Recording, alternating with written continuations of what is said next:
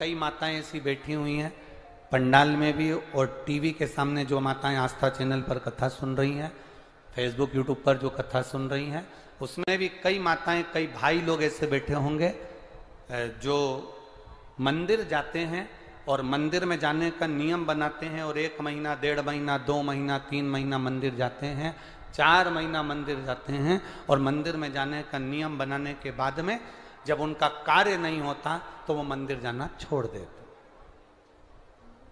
भगवान सुन ही नहीं रहा।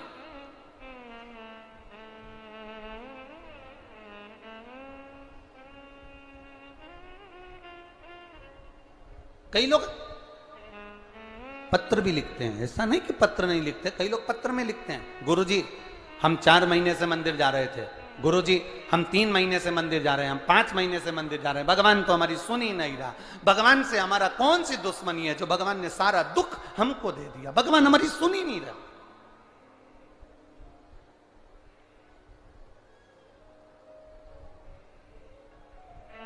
सबकी सुनता है, इतने सारे आपके पास में पत्र आते हैं, गुरुजी भगवान सबकी सुनता है तो हमारी क्यों नहीं सुन रहा?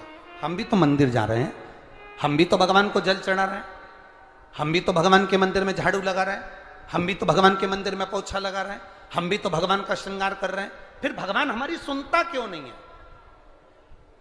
2 महीना 3 महीना 4 महीना जाते हो और मन में विचार रखते हो कि भगवान ऐसा कर देना कि बस मेरा काम हो जाए। भगवान भी मन में सोचते हैं तो चिंता मत कर, तेरे यहाँ किसी की दुकान हो तो उस दुकान को एक बार देखना। एक दुकान में सेठ जी बैठा रहता है, उसको घर पर 5 लाख रुपए पहुंचाना।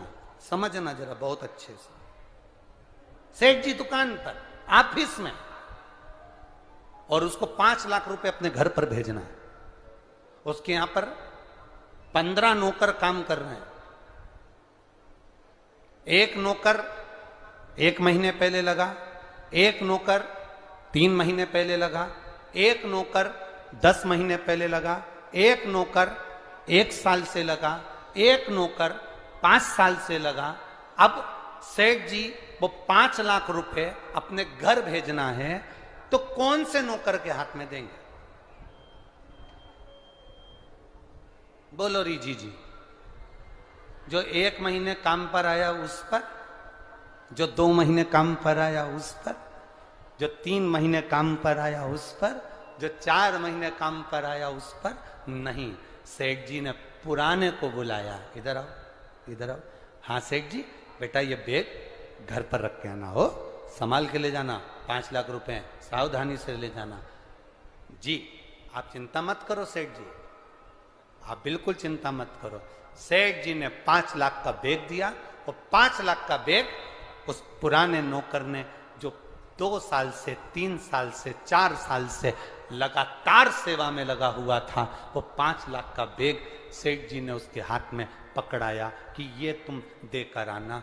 बस उसी तरह वो भोलानाथ और अपन उसके चाकर हैं, वो भी हमारे हाथ में इतनी जल्दी नहीं दे देता है, वो देगा जब आपको पूर्ण तरह से परख लेगा।